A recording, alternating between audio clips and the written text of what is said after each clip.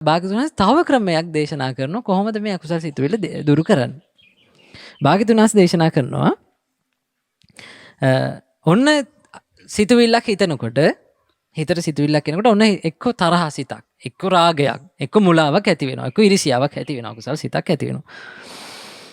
ඒ සිතුවිල්ලක් ඇති වුනහම ඒ දුරු කරගන්න තියෙන අනිත් ක්‍රමය තමයි මොකද්ද?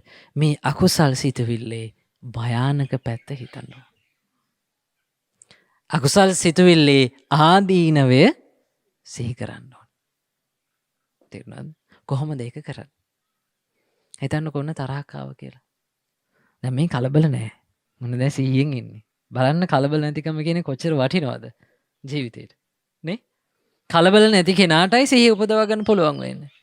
ඔන්න තරහ සිතුවිල්ලක් ආවා. කලබල වෙන්නේ නැහැ මෙයා. මොකද තරහ සිතුවිල්ලක් ආව කියලා මෙයා දන්නවා. හරි. දැන් කල්පනා කරනවා. මම දැන් ඔන්න මගේ හිතට තරහ සිතුවිල්ලක් ඇවිල්ලා තියෙනවා.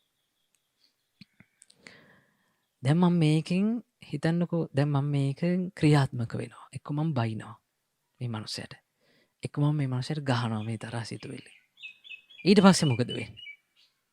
ඔන්න මම රණ්ඩුවට යනවා. හොඳේ. රණ්ඩුවට ගියොත් මොකද වෙන්නේ? සමහර විට මේ මනුස්සයාගේ ජීවිතයට හානියක් වෙන්න පුළුවන්.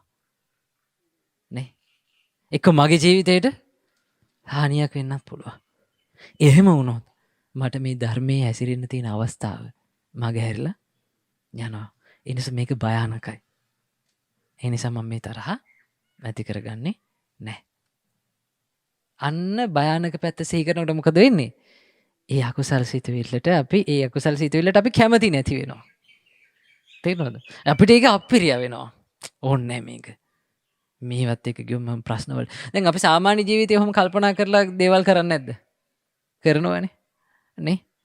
එතන මං දැන් හිතන්න කොහොම කියනවා මං ඔය වෙඩින් එකට ගියොත් මොකද වෙන්නේ? දැන් ගොඩක් සල්ලි මේ වෙලාවේ සල්ලිත් නැහැ. නේ? සල්ලි වියදම් වෙනවා. සල්ලි වියදම් මට මෙන්න මේ වැඩ ටික කරගන්න වෙන්නේ. ඒ නිසා මං යන්නේ නැහැ. ඔය පාටියට යන්නේ නැතුව. කලින් කල්පනා කරලා වගේ දේවල් කරන්නේ නැද්ද? කරනවානේ. ඒ වගේම ඇයි අපිට අපේ හිතට අපේ සිතුවිලි වලට කරන්න බැරි? පුළුවන්. ඒකට අවශ්‍ය මොකද්ද? කලබල නැතිකම.